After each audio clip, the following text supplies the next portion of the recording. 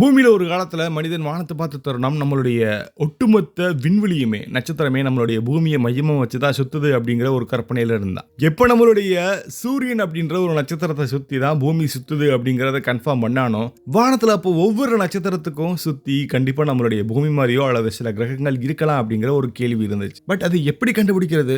ஏன்னா அதோடைய வெளிச்சமே அதுக்கு ஒரு மிகப்பெரிய தடையா இருந்துச்சு.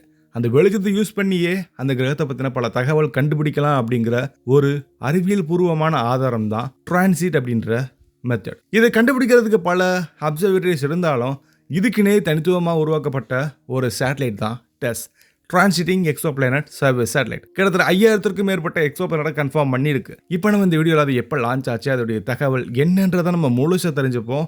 எப்படி வெளிச்சத்தை வச்சு நம்மளால கிரகங்களை கண்டுபிடிக்க முடியுது பார்க்கலாம். நான் உங்கள் லோகபால கார்த்திகேயன். இது எக்ஸ்போஸ் பண்ணுவோம். Expose everything.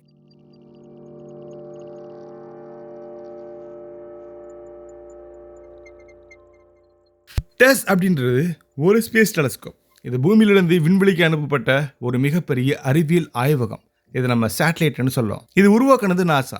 இதோடைய முக்கியமான நோக்கம் நம்ம சூரிய குடும்பத்தில் அதை தாண்டி இருக்கக்கூடிய பல கிரகங்கள், அதாவது நம்ம எக்ஸோபிளானட்டை கண்டுபிடிக்கிறது. குறிப்பாக நம்ம பூமிக்கு ரொம்ப பக்கத்தில் இருக்கக்கூடிய நட்சத்திரங்களை சுற்றி இருக்கக்கூடிய கிரகங்களை கண்டுபிடிக்கிறதா இதோடைய வேலை. இந்த சேட்டலைட் 2018 ஏப்ரல் 18 ஸ்பேஸ் எக்ஸோடைய ஃபால்கன் 9 அப்படின்ற ராக்கெட் மூலியமா அமெரிக்காவில் இருக்கக்கூடிய புளோரிடாவோட கேப் கானிவல்ல இருந்து லான்ச் ஆயிருக்கு. பூமியிலிருந்து சுமார் 35,786 கிலோமீட்டர் தூரத்தில் இதை நம்ம வச்சிருக்கோம். இதை சுத்தக்கூடிய ஆர்பிட் ஜியோ ஸ்டேஷனரி ஆர்பிட் கிடையாது. இதுக்கு பதிலாக இதை நம்ம ஹைலி எலிப்டிக்கல் ஆர்பிட்ல சுத்த வைக்கிறோம். இது ரொம்ப வித்தியாசமான ஒரு ஆர்பிட் அப்படிங்கிறது குறிப்பிடத்தக்கது. அதாவது பூமிக்கு ரொம்ப பக்கமாகவும் இருக்கும், பூமியை விட ரொம்ப தூரமாகவும் இருக்கும். இந்த ஆர்பிட்டுடைய முக்கிய காரணம் பூமியுடைய ஷேடோ, ரேடியேஷன், மேக்னெட்டிக் இன்டர்ஃபரன்ஸ் எதுவுமே இதோடைய அப்சர்வேஷனை தடுக்காது. இதனால டெஸ் ரொம்ப நேரமா அது ரொம்ப அதிகமான தகவலை இதனால எடுக்க முடியும். டெஸ் ஒரு நாளைக்கு ஒரு முறை பூமியை சுத்தி வர்றது 13.7 நாட்களுக்கு ஒரு முறை. இதோடைய கம்ப்ளீட் ரெவல்யூஷன். இதோடைய சராசரி வேகம் வினாடிக்கு 3-4 கிலோமீட்டர். இது முன்ன பின்ன இருக்கலாம். இப்போ இந்த டெஸ் எப்படி எக்ஸோபிளானட்டை கண்டுபிடிக்கிறதுன்ற ஒரு கேள்விக்கான பதிலை நம்ம தேடுவோம். டெஸ்ஸுடைய மெத்தட் டிரான்சிட் அப்படின்ற மெத்தட். ஒரு நட்சத்திரம் எப்பவுமே ஒரே அளவுக்கு வெளிச்சத்தை வெளிப்படுத்தும். அந்த நட்சத்திரத்துக்கு முன்னாடி ஒரு கிரகம் பாஸ் பண்ணும்போது, கிராஸ் பண்ணும்போது அந்த வெளிச்சம் கண்டிப்பா குறையும். இந்த டிராஸ்டிக் சேஞ்ச் நம்ம ஒரு மிகப்பெரிய மாற்றத்துக்கான ஒரு அடிப்படை ஆதாரமா இருக்கு. ரொம்ப துல்லியமா டெஸ் அந்த கிரகத்தை பத்தின தகவலை எடுக்கும். இந்த வெளிச்ச குறைவு 1000ல் 1 பங்கு அளவுக்கே இருக்கும். மனித கண்களுக்கு இது கண்டிப்பா ஒருபோதும் தெரியாது.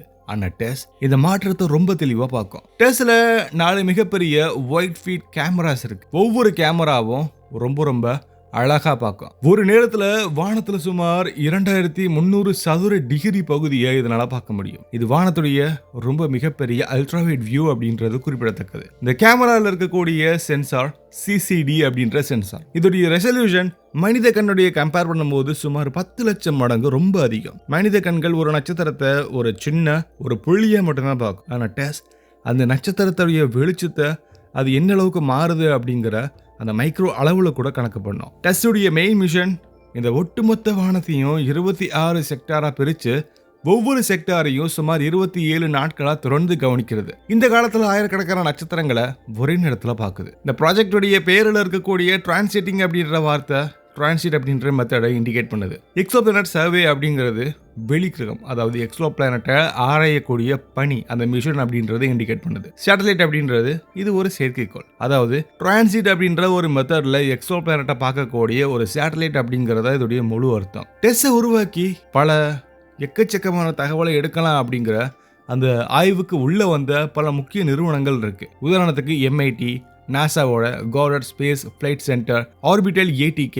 இந்த ப்ராஜெக்டுடைய பிரின்சிபல் இன்வெஸ்டிகேட்டர் ஜார்ஜ் ரிக்கர். டெஸ்ஸுடைய ஃபர்ஸ்ட் சயின்டிஃபிக் இமேஜ் 2018 ஆகஸ்ட் மாதம் ரிலீஸ் ஆச்சு. அந்த படத்துல சவுத்தர்ன் ஹெமிஸ்பியர்ல இருக்கக்கூடிய ஆயிரக்கணக்கான நட்சத்திரங்கள் தெளிவாக நம்மளால பார்க்க முடியும். இது ஒரு சாதாரணமான இமேஜ் கிடையாது. இது ஒரு எக்ஸோபிளானட்டுடைய சர்ச்சிங்கான ஒரு மேப். டெஸ் இதுவரையும் 5000க்கும் மேற்பட்ட கன்ஃபார்மான பிளானட்டை நமக்கு வெளிச்சம் போட்டு காட்டுச்சு.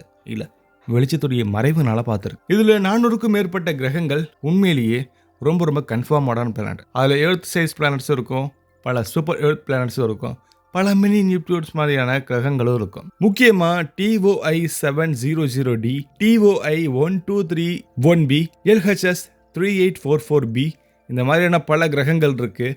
இது ஹேபிட்டபிலிட்டி ரிசர்ச்சுக்கு ரொம்ப முக்கியமானதாகவும் இருக்குது. இப்போ ஹப்பிள் ஜேம்ஸ் வெப்போடைய கம்பேர் பண்ணோம்னா இது கொஞ்சம் அதோடைய தரத்தை நமக்கு சொல்லி காட்டும். ஹப்பிள் ஸ்பேஸ் டெலஸ்கோப் அது ஒரு இமேஜை அழகாக கொடுக்கக்கூடிய ஒரு டெலஸ்கோப். ஸ்பெக்ட்ரோஸ்கோபி டெலஸ்கோப் அது ரொம்ப ரொம்ப ஆழமான படங்கள் எடுக்கும், ஆனால் அதோடைய முழு வானத்தையும் தொடர்ந்து ஸ்கேன் பண்ணாது. ஜேம்ஸ் வெப் ஸ்பேஸ் டெலஸ்கோப் இன்ஃப்ராரெட்டுக்கான தனியான ஒரு யூனிக் டெலஸ்கோப். அது எக்ஸோபிளானருடைய அட்மாஸ்பியரை அனலைஸ் பண்ணும். ஆனால் ஜேம்ஸ் வெப் ஸ்பேஸ் டெலஸ்கோப்புக்கு இது ஒரு கிரகம் அப்படிங்கிறத கண்டுபிடிக்க தெரியாது, அதுக்கு அனலைஸ் பண்ண மட்டும்தான் தெரியும். ஸோ டெஸ் இந்த இடத்துல கிரகம் இருக்கு அப்படிங்கிறத டிஸ்கவர் பண்ணும். ஹப்பிள் ஸ்பேஸ் டெலஸ்கோப்பு வெப்பும் அதில் என்ன மாதிரியான மாற்றங்கள் ஏற்படுதுன்றதை அனலைஸ் பண்ணும். டெஸ் இல்லாமல் வெப்புக்கு வேலை இல்லை, ஏன்னா இந்த பிளானட்டை தான் ஸ்டடி பண்ணணும் அப்படிங்கிறத சொல்லிக் கொடுக்கறது டெஸ்ட் தான். டெஸ்டுடைய கம்யூனிகேஷன் சிஸ்டம் KA பேண்ட் ஆண்டனாவாக பயன்படுத்துது. டேட்டா டிரான்ஸ்மிஷன் ஸ்பீட் சுமார் 100 MBps அப்படின்றது குறிப்பிடத்தக்கது. ஒரு செகண்டுக்கு 100 MB.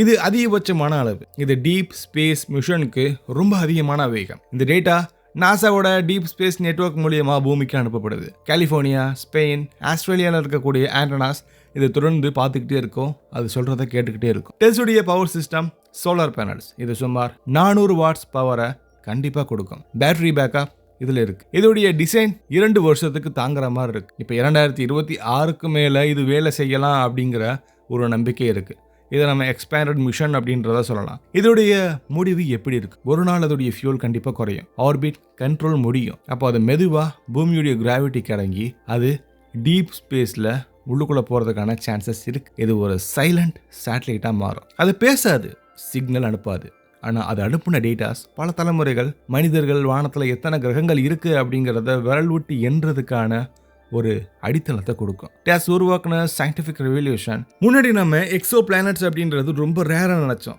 இப்போ ஒவ்வொரு நட்சத்திரத்துக்கும் சராசரியாக ஒரு பிளானட் இருக்கலாம் அப்படிங்கிற ஒரு நம்பிக்கையை நமக்கு இது கொடுத்துருக்கு. நம்ம கேலக்சியில் மட்டுமே 100 பில்லியன் பிளானட்ஸ் இருக்கலாம். அதாவது உயிர் இருக்க வாய்ப்பு ரொம்ப ரொம்ப ரேர் கிடையாது, அது பரவி கிடக்கு. இந்த மாற்றத்தை கொண்டு வந்தது டெஸ்ஸுக்கு மிகப்பெரிய பங்கு. இப்போ டெஸ் ஒவ்வொரு பிக்சல்லையும் ஒரு நட்சத்திரத்துடைய வரலாறை எழுதிட்டே இருக்கு. ஒவ்வொரு லைட் கர்வ்லையும் ஒரு கிரகத்துக்கு சாத்தியமான ஒரு எவிடன்ஸை கொடுத்துக்கிட்டு இருக்கு. நம்ம பூமியிலிருந்து லட்சக்கணக்கான கிலோமீட்டர் தூரத்தில் ஒரு சின்ன சேட்டலைட் சத்தம் இல்லாமல் எந்த விதமான டிஸ்டர்பன்ஸும் இல்லாமல் மனித உலகத்துக்கு ஒரு மிகப்பெரிய கேள்விக்கான பதிலை தேடிக்கிட்டே இருக்கு. நம்ம தனியா இருக்கோமா? இந்த பிரபஞ்சம் அளவில்லாதது, நம்ம அதுல ஒரு சின்ன தூசி தான். ஆனா அந்த தூசிக்குள்ள கேள்வி கேட்கிற அறிவு நமக்கு மட்டும்தான் இருக்கு. டெஸ் ஒரு மிஷின் மட்டும் இல்ல, அது மனித அறிவுடைய மிகப்பெரிய பேனா. நம்ம கண்களுக்கு பதிலாக பார்க்கக்கூடிய ஒரு கண்ணுன்னு வச்சுப்போம். ஒரு நாள் அது நிற்கும், ஆனா அது காட்டின வழி நிற்காது. ஏன்னா வானத்தை நோக்கி மனிதன் பார்த்த அந்த மாற்றத்தை கொடுத்தது டெஸ்ஸுக்கு ஒரு முக்கியமான பங்கு இருக்கு. ஸோ